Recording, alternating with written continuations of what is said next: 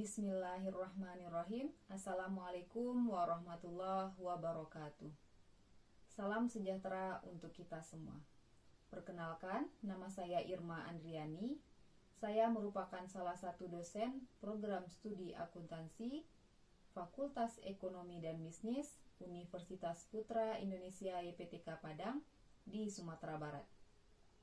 Dengan nomor induk dosen nasional atau NIDN 1026069401.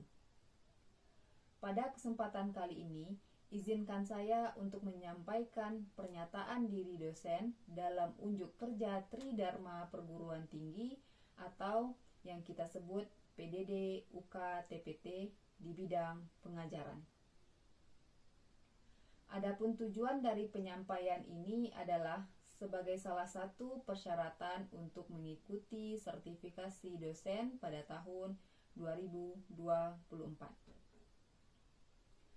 Pada video ini saya akan menjabarkan salah satu mata kuliah yang saya ampu, yakni mata kuliah Riset Operasi.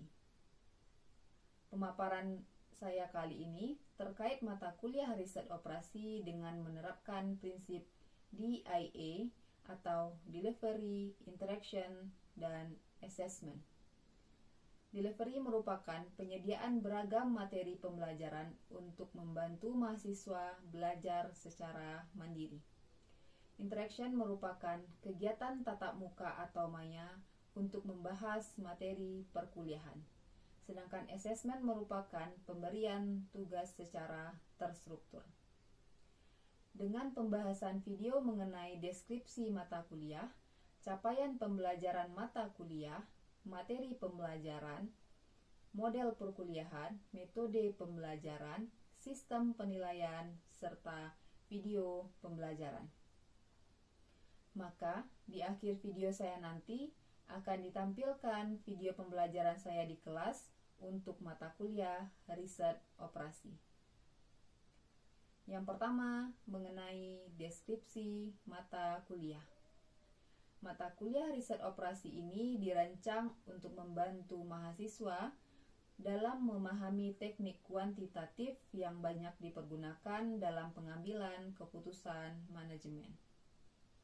Mata kuliah Riset Operasi adalah mata kuliah yang menjelaskan tentang ruang lingkup riset operasi, prinsip-prinsip optimisasi, teknik-teknik yang meliputi konsep dasar linear programming, metode penugasan, metode transportasi, dan metode teori permainan. Adapun capaian pembelajaran lulusan yang dibebankan pada mata kuliah ini terdiri dari 6 capaian pembelajaran lulusan. Di antaranya terdiri dari 2 aspek sikap, 1 aspek pengetahuan, 2 aspek keterampilan umum, dan 1 aspek keterampilan khusus.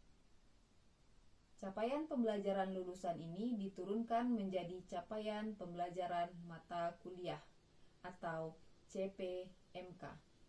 Di antaranya, mampu menjelaskan ruang lingkup riset operasi dan metode yang digunakan, mampu menghitung berbagai metode pemecahan masalah dengan riset operasi, mampu menganalisa tahapan pemecahan masalah dengan riset operasi, dan yang terakhir, memiliki keterampilan dalam merumuskan keputusan terbaik dari suatu permasalahan. Materi pembelajaran riset operasi terdiri dari teori dan hitungan. Untuk teori membahas mengenai ruang lingkup riset operasi, konsep program linear, konsep metode penugasan, konsep metode transportasi, dan konsep metode teori permainan. Sedangkan untuk perhitungan atau skill, kasus optimisasi dengan menggunakan metode grafik, metode simplex, metode dual simplex, dan metode Big M, serta metode penugasan, metode transportasi, dan metode teori permainan. Mata kuliah riset operasi ini terdiri dari 16 kali pertemuan. 2 pertemuan untuk ujian tengah semester atau UTS dan ujian akhir semester atau UAS. Dan 14 kali pertemuan untuk teori dan perhitungan.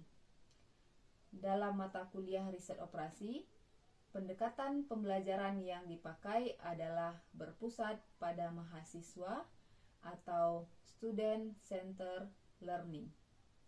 Dengan model pembelajaran yaitu discovery learning, dan metode yang digunakan adalah pembelajaran kolaboratif dan problem based learning.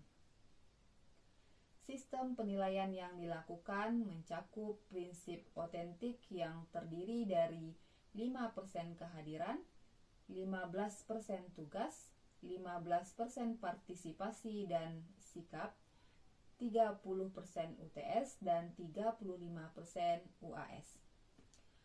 Untuk video pembelajaran bisa disaksikan setelah video pemaparan ini. Demikian pemaparan singkat saya mengenai mata kuliah yang saya ampu, yakni riset operasi. Berikut akan saya sajikan video pembelajaran di kelas dengan mata kuliah riset operasi. Terima kasih dan selamat menyaksikan. Assalamualaikum warahmatullahi wabarakatuh. Warahmatullahi wabarakatuh. Waalaikumsalam warahmatullahi wabarakatuh. Gimana kabarnya siang ini? Ada semua? Alhamdulillah. Masih semangat ya puasanya? Oke, sebelum mulai perkuliahan, ada baiknya kita berdoa dulu supaya apa yang kita pelajari hari ini dapat bermanfaat buat Anda semua, termasuk bagi ibu sendiri. Berdoa menurut kepercayaan masing-masing. Mulai.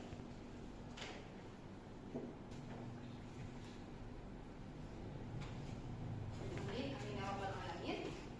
Absensi dulu ya, dikit ya. Lihat nih, yang semangat-semangat tadi mana wajahnya ya? Melati Putri Anak, oke, hadir ya. Dewina Putri, Ringga Pratama Putra, terakhir Winona Malva Kusuma. Minggu lalu kita sudah bahas tentang ruang lingkup ya, ruang lingkup riset operasi. Apa aja kemarin pembahasannya ya?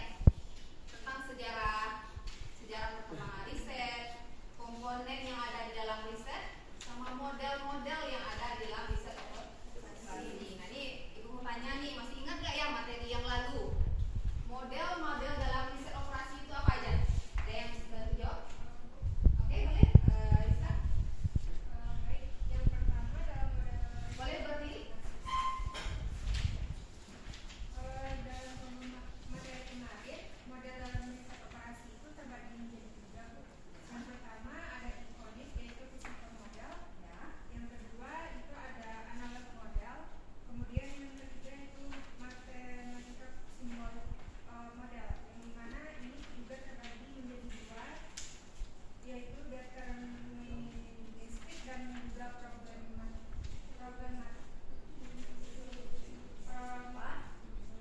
Boleh dibantu semuanya? Roba? Ada tambahan lain dari Ananda semua? Dari selain Rizka nih? Ada yang ingat? Atau sudah betul dari yang disampaikan Rizka? Sudah, berarti ada 3 ya, ingat. Ikonik 1. Yang kedua apa tadi? Analog. Satu lagi? Matematik. Jangan lupa untuk mengulang materi. Itu tidak usah diingatkan. Mengulang materi. Jangan sampai di sini aja, cukup di kelas aja. Tidak akan cukup sebenarnya. Bikin kelompok belajar mungkin nanti, atau ya tergantung setiap mahasiswa ya. Mungkin belajar sendiri-sendiri. Ada yang suka bersama, ada yang sendiri cari video pembelajaran, mungkin sendiri tambahan gitu ya. Diulang-ulang, apalagi materi kita hitungan ya. Ulang terus materinya, dicoba lagi latihan-latihannya di rumah. Itu kan ada beberapa soal di dalam PPT ya, bisa dicoba-coba. Oke. Minggu ini kita bahas apa? Program. Mungkin mudah-mudahan bukan hanya materi lama yang diulang ya. Materi hari ini juga sudah dibaca nih, mudah-mudahan. Ada yang nggak tahu nggak ya? Program linier itu apa? Ada yang bisa bantu jawab? Oke, boleh? Shirley? Program linear itu merupakan salah satu model matematika yang digunakan untuk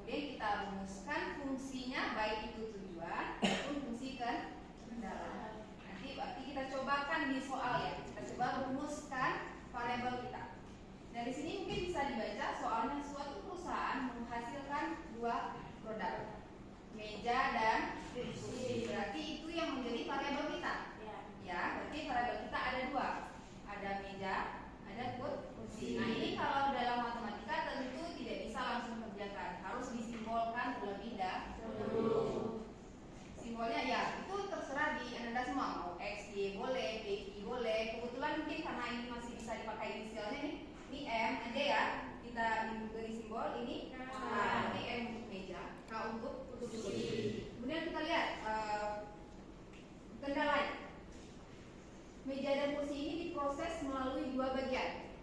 Ada fungsi perakitan, ada pemolesan. Berarti itu menjadi kendalanya. Dia diproses melalui dua fungsi. Ada fungsi perakitan, ada pemolesan. Berarti ini kalau dibuat fungsi kendala ada langsung ada dua. Pertama itu perakitan.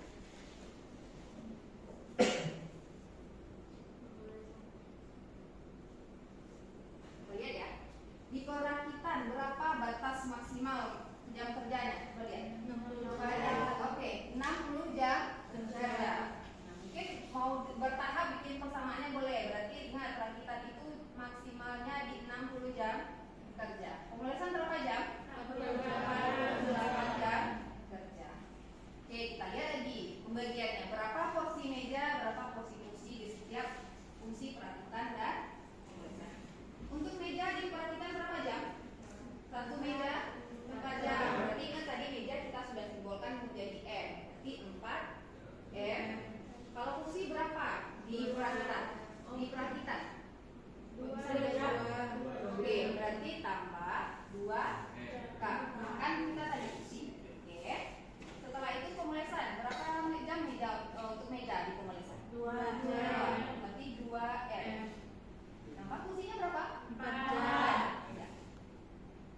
Bisa dipahami sampai di sini membuat fungsinya. Ada yang ragu boleh ditanyakan. Sampai di sini sudah bisa dipahami belum? Bisa kita next ke fungsi tujuannya lagi. Nah, di sini poin yang pentingnya.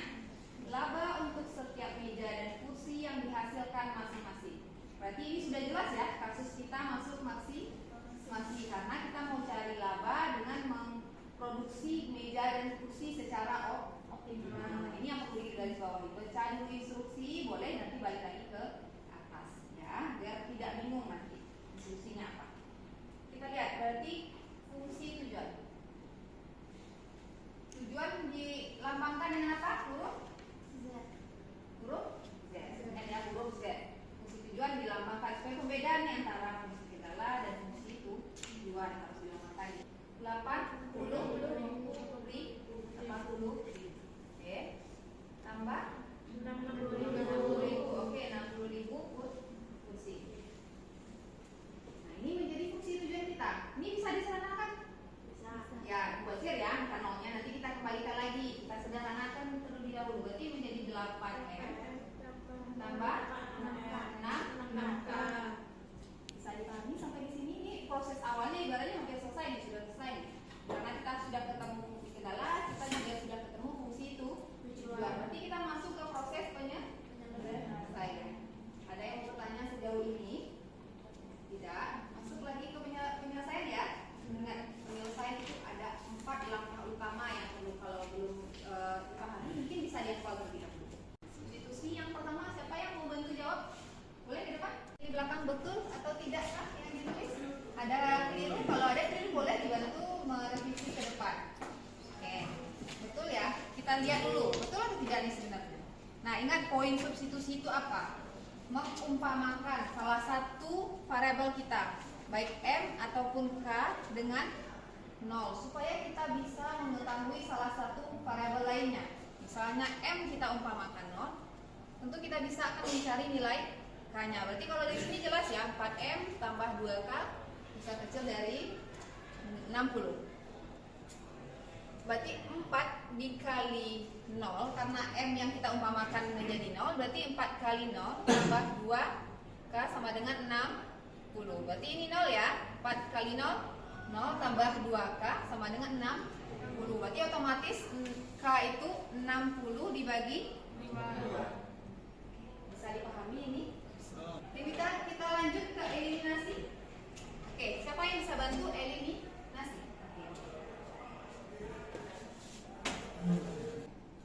Ingat ya, poin pentingnya sesuai namanya itu eliminasi. Berarti kita harus mengeliminasi salah satu variabel supaya kita tahu variabel lainnya. Dengan apa ya? Dengan menyamakan nilai dari salah satu persamaan.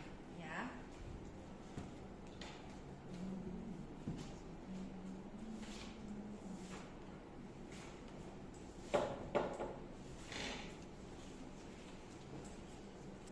Oke, sudah? Oke. tadi udah disampaikan poinnya sedikit. Eliminasi ya sesuai namanya, mengeliminasi salah satu variabel. Mau M boleh ataupun K juga boleh. Kebetulan temannya yang eliminasi terlebih dahulu apa nih? Variabel apa? Variabel K. Nah ingat berarti kan ini poinnya 2K dan 4K. Berarti lebih besar yang di bawah daripada yang di atas. Tentu yang di atas yang dikalikan yang lebih besar supaya nilainya sama dengan yang di bawah. Makanya temannya mengali 2 yang atas dan kali 1 yang di bawah. Ingat pengkalian itu mengalikan tidak boleh hanya di satu variabel aja, tidak boleh yang K saja, tapi semua angka yang ada di persamaan itu perlu dikali 2 ya. Makanya hasilnya di 8M karena dikali 2 tambah 4K sama dengan 120. Jadi M-nya sama dengan 12. Diambil dari 72 dibagi 6. Nah, ini satu lagi yang perlu diingat. Persamaan ini untuk mencari K tidak mesti harus yang persamaan di bawah. Boleh juga persamaan atas. Kalau benar cara mencarinya akan sama hasilnya. Kita tes ya. Kita coba yang 4M. Kita mau cari nilai K tapi dari persamaan 4M tambah 2K sama dengan berapa nih? 60. Oke. 4 M nya tadi 12 ya, tambah 2K dengan 60. Ini berapa nih? 4 kali 12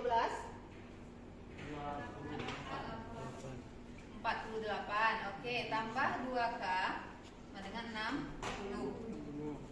Berarti K sama dengan berapa? 12 dibagi 2 sama dengan 6. Sama ya hasilnya dengan yang persamaan satu lagi. Oke, berarti kalau benar prosesnya hasilnya akan sama. Begitupun juga pun ini. Jika M yang dihilangkan ya akan tetap sama hasilnya jika prosesnya benar. Sampai di sini bisa dipahami? Bisa. Oke, kita masuk ke titik uji. Kita menguji nih dari titik potong yang sudah ketemu di grafik ini. Apakah nilai atau titik mana yang memberi porsi laba terbesar dari perusahaan dengan memproduksi berapakah meja, berapakah kursi. Kita coba ke titik uji. Ingat tadi titik uji berarti kita masukkan kembali, kita ambil kembali fungsi tujuan kita. Fungsi tujuan berapa tadi? Z sama dengan ini titik uji ya 8M tambah berapa? 6K. Oke, kita coba ke titik potong pertama. Boleh kita lihat dulu ya. Kita balik ke grafik. Nah, ini merupakan titik potong pertama atau titik A. Itu 0,12. Ingat berarti kalau 0,12 berarti M-nya 0 ya. K-nya itu 12. Oke. Berarti tinggal masukkan 8 dikali 0 karena M-nya kita 0 ditambah 6 kali 12 sama nilai K kita 12. Berarti ini 0 tambah 6 kali 12 berapa? 72. Ingat tadi kita sudah memotong angka 0-nya sebanyak 10.000. Kembalikan dia berarti 72 dikali 10.000. Berarti laba yang dihasilkan sebesar 720.000 dengan memproduksi 0 meja dan 12 kursi. Nah, bisa menguji titik uji ini. Ada yang mau bertanya boleh? Bisa dipahami? Oke, nah ada yang bisa menyimpulkan ini kan sudah jelas ya berapa laba yang dihasilkan, berapa meja dan kursi yang diproduksi. Boleh ada yang mau bantu? Oke, silakan. Berdiri ya. Jadi penetapan hasil dari produksi meja dan kursi ada sebanyak 1.320 unit dengan produksi optimal pada meja sebanyak 12 unit. Boleh dikeraskan sedikit suaranya? Jadi pendapatan maksimum dari produksi meja dan kursi adalah sebanyak 1.320 unit. Oke. Dengan produksi yang optimal pada meja sebanyak 12 unit dan kursi sebanyak 6 unit. 6 unit. Oke, gimana? Bisa dipahami ya? Ingat tadi di awal indikator pun sudah Ibu sampaikan. Poin penting dari ketercapaian materi ini tidak hanya menyelesaikan masalah, tapi kesimpulannya juga perlu karena itu penentu. Kalau tidak disimpulkan, berarti tidak tahu nih hasil labanya berapa, produksinya berapa. Ya, berarti perlu dijelaskan di dalam lembar jawaban ataupun nanti ketemu di kasusnya di kehidupan sehari-hari. Terima kasih Ananda sudah membantu menjawab. Benar sekali ya jawaban temannya. Berarti laba yang kita hasilkan itu 1.320.000 dengan memproduksi sebanyak berapa meja? 12 meja dan 6 kursi. Oke. Sejauh ini sampai ini udah selesai nih materi ini, ada yang mau bertanya dulu? Tidak. Boleh kita latihankan kali ini karena sudah paham semuanya. Ada semua. Kita coba latihan ya. Coba latihan. Boleh di kertas double studio dikerjakan ataupun di kertas binder ya biasanya mas. Ini ada 2 soal, tapi 1 untuk latihan nih. Nah ini yang perlu Anda kerjakan di sini latihan hari ini. Boleh bertanya ya jika ada keraguan. Oke? Sudah selesai sepertinya nih semuanya membuat latihan ini. Alhamdulillah nggak terkendala ya? Ada yang terkendala nggak mengerjakan soal latihan tadi? Oke, boleh dikumpulkan ke depan untuk diperiksa ya.